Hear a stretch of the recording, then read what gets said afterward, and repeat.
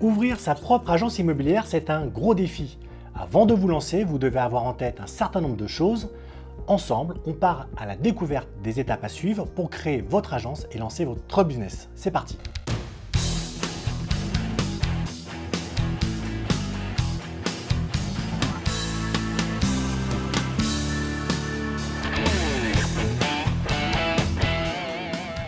Bonjour, je suis Frédéric Kepler, fondateur de Facilogy.com. J'ai créé cette chaîne pour vous parler stratégie, marketing, immobilier et vous aider à tirer le meilleur parti de vos actions de prospection. Aujourd'hui, on va répondre à une question que vous nous posez très souvent, c'est de savoir comment monter son agence immobilière. Ouvrir sa propre agence, ça peut sembler compliqué à première vue, mais si on connaît les étapes à suivre et les formalités à remplir, en réalité, c'est assez simple. Pour éviter de vous écraser d'infos, ce n'est pas une, mais deux vidéos que je vous propose. La première est consacrée aux étapes préliminaires, c'est-à-dire tout ce qu'il se passe avant de créer votre agence.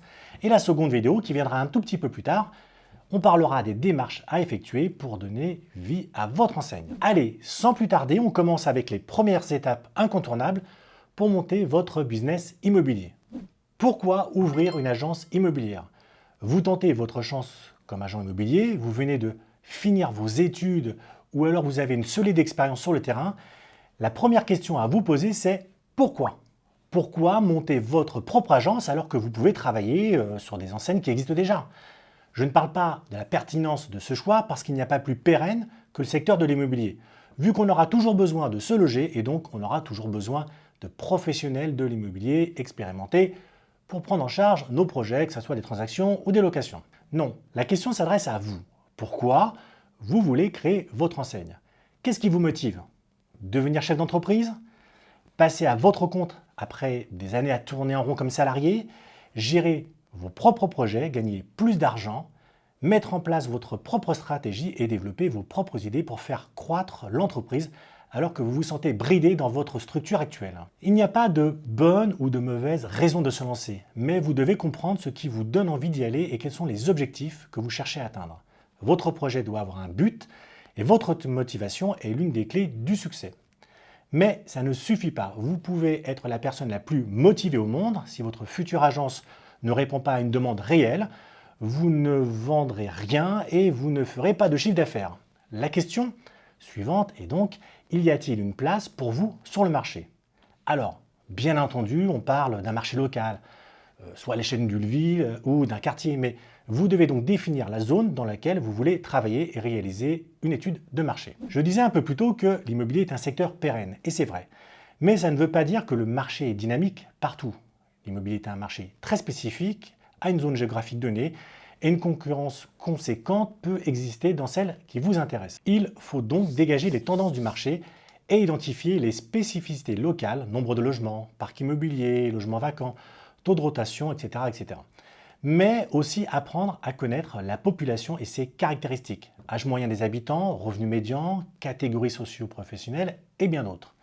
Autre chose, il faut comprendre la nature de la demande, quels sont les biens qui se vendent, qui vend, qui achète, qui pourrait faire appel à vos services.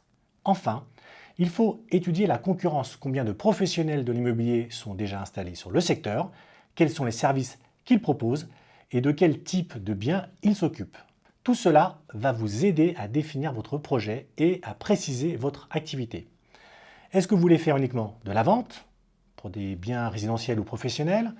Est-ce que vous voulez aller pratiquer la gestion locative ou les deux? Et si oui, dans quelle proportion? Autant de questions auxquelles vous devez pouvoir répondre avant de commencer toutes vos démarches. Alors, de quoi a-t-on besoin pour ouvrir une agence? Maintenant que vous êtes au point sur vos motivations et sur le marché, voyons ce qu'il faut concrètement pour ouvrir une agence immobilière. Cette question de savoir ce dont vous avez besoin pour créer votre enseigne, on peut la comprendre de deux façons. La première, c'est est-ce que vous avez les compétences nécessaires? Est-ce que vous avez les épaules suffisamment larges? Est-ce que vous avez un vrai projet? D'accord, les compétences. Prenons ce premier point. Vous savez que toute personne qui a envie de travailler dans l'immobilier a les moyens de se lancer, qu'il n'est pas nécessaire d'avoir des diplômes ou de l'expérience. On devient alors agent commercial ou mandataire et on apprend sur le tas, bien sûr, avec des formations. Mais pour ouvrir une agence, c'est un peu différent puisqu'il s'agit de créer une entreprise et que la profession d'agent immobilier est une activité commerciale réglementée. Ça veut dire qu'il faut s'immatriculer au registre du commerce et des sociétés et obtenir une carte professionnelle. Cette carte, elle vous sera délivrée que si vous pouvez justifier de compétences validées par un diplôme ou par une expérience professionnelle. Le diplôme peut être un BTS ou un DUT avec licence en lien avec l'immobilier, le droit ou l'économie. Et pour ce qui est de l'expérience, il faut avoir travaillé au minimum 3 ans sous le contrôle d'un titulaire de la carte professionnelle ou 10 ans en l'absence d'un diplôme du bac.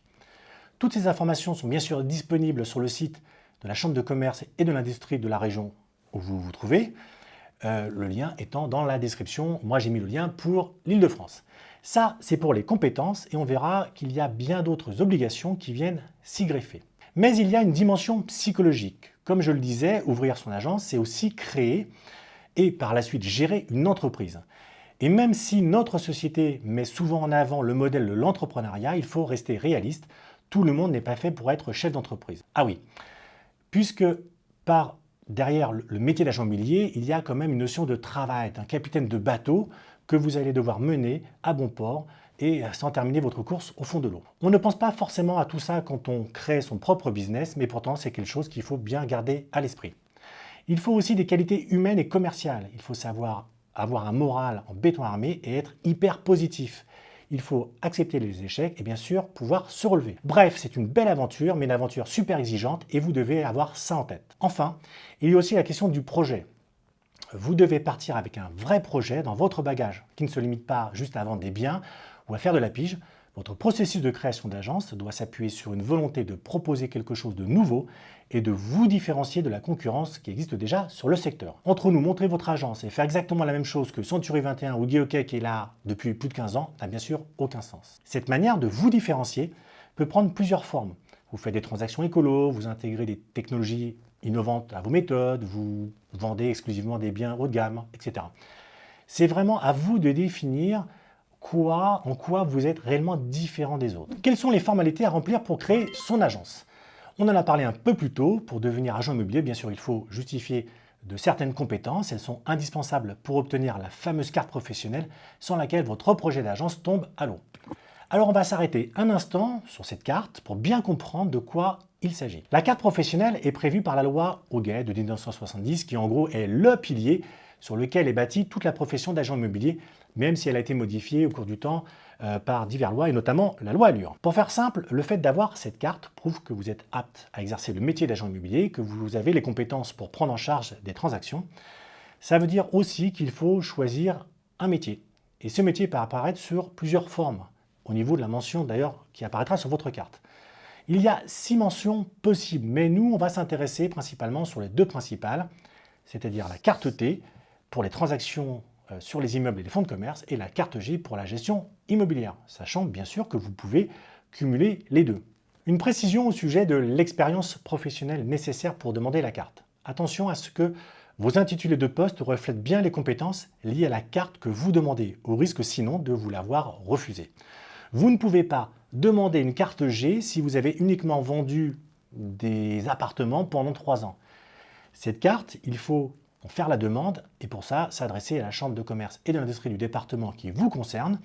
Tout se fait par courrier et c'est assez simple si vous remplissez les conditions et c'est très rapide.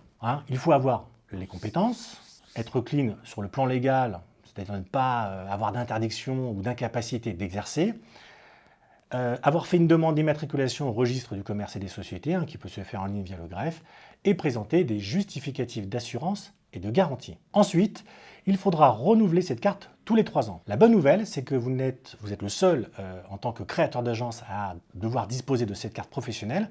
Vous pourrez recruter des collaborateurs qui ne l'ont pas, puisque eux travailleront pour vous, donc sous votre contrôle.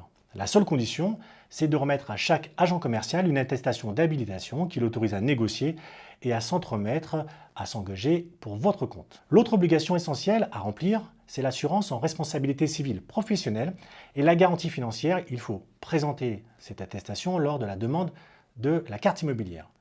L'assurance RCP couvre les risques que vous encourez dans le cadre de votre activité professionnelle, qu'ils soient financiers, matériels ou corporels. La garantie financière est indispensable aux agents immobiliers qui manipulent des fonds, des effets ou des valeurs pour le compte de leurs mandants. Son montant doit être au moins égal aux sommes conservées pour les clients à tout moment, avec des minima de 30 000 € pendant les 2 premières années d'activité, puis 110 000 €. Vous pouvez passer de cette garantie, bien sûr, si vous ne comptez pas manier des fonds, mais dans les faits, c'est plus ou moins compliqué. Quatrième et dernier point, comment maintenant faire son business plan? Une fois que tout est clair dans votre esprit, que vous avez effectué les premières formalités, il faut maintenant élaborer le fameux business plan, une sorte de roadbook financier de votre future agence qui va vous accompagner dans les premières années. En gros, vous devez prévoir vos investissements de départ de façon précise, l'idée étant d'éviter les mauvaises surprises et de vous retrouver les poches vides au pire moment possible. Car oui, ouvrir une agence, ça coûte de l'argent et justement, on peut diviser les coûts, on va dire, indispensables en 3 catégories. La première, c'est les achats matériels, local, machines, mobilier, équipements, ordinateurs, imprimantes, voilà tout ce dont vous aurez besoin pour commencer. La deuxième, ce sont les frais administratifs et de fonctionnement, c'est-à-dire tout ce qui va vous permettre de créer votre société et d'ouvrir votre agence. C'est-à-dire les frais d'immatriculation, la souscription d'assurance, la fameuse RCP, la garantie financière, les honoraires du comptable, les salaires des collaborateurs, etc. Et puis, troisième point, c'est les dépenses pour la communication et le marketing. C'est un poste incontournable et bien souvent négligé, puisque vous allez devoir rentrer des mandats et donc faire du marketing pour vous faire connaître dans votre secteur. Ces coûts englobent le développement d'un site web, la création de supports de communication, les campagnes publicitaires, bref, voilà en substance les coûts à prévoir au départ. À partir de là, vous devez créer des tableaux prévisionnels qui vous donneront une vision claire des enjeux économiques de votre agence sur plusieurs années. En général, on prend une période de 3 ans. Bon, il y a plusieurs tableaux prévisionnels, compte de résultats, bilan, plan de financement. Pour ça, je vous invite à, bien sûr, vous référer à votre comptable. Ça, c'est la partie, disons, théorique du financement. Maintenant, il faut aller chercher les fonds nécessaires à la création de l'agence. Non seulement vous devez trouver cet argent quelque part, mais vous devez aussi prévoir suffisamment pour tenir jusqu'aux premières rentrées d'argent. Et en toute logique, ça n'arrivera pas avant plusieurs mois. Attention, gardez une réserve de 6 mois au minimum, car les délais de signature du compromis et de l'acte définitif chez le notaire peuvent être plus ou moins longs. C'est là que votre business plan joue un rôle essentiel puisque vous allez le présenter aux banques pour obtenir un emprunt. C'est avec ce document que les banques vont évaluer le potentiel commercial de votre projet et décider ou non de vous faire confiance pour vous prêter les sommes nécessaires pour créer votre agence. C'est la fin de cette vidéo consacrée aux étapes pour ouvrir une agence immobilière. J'espère que c'est un peu plus clair pour vous. Si vous avez des questions, n'hésitez pas à nous laisser des commentaires juste en dessous de cette vidéo. Pour en savoir plus, vous pouvez trouver sur notre blog un article qui détaille tout ce qu'on vient de se dire. Le lien est aussi dans la description. Dans la prochaine vidéo, on rentrera dans le vif du sujet puisqu'on verra comment créer sa structure juridique et comment lancer concrètement son business. Merci de nous avoir suivis. Pensez à liker la vidéo, à vous abonner à la chaîne, comme d'habitude. Allez, c'était Frédéric avec Facilogy. À bientôt les amis.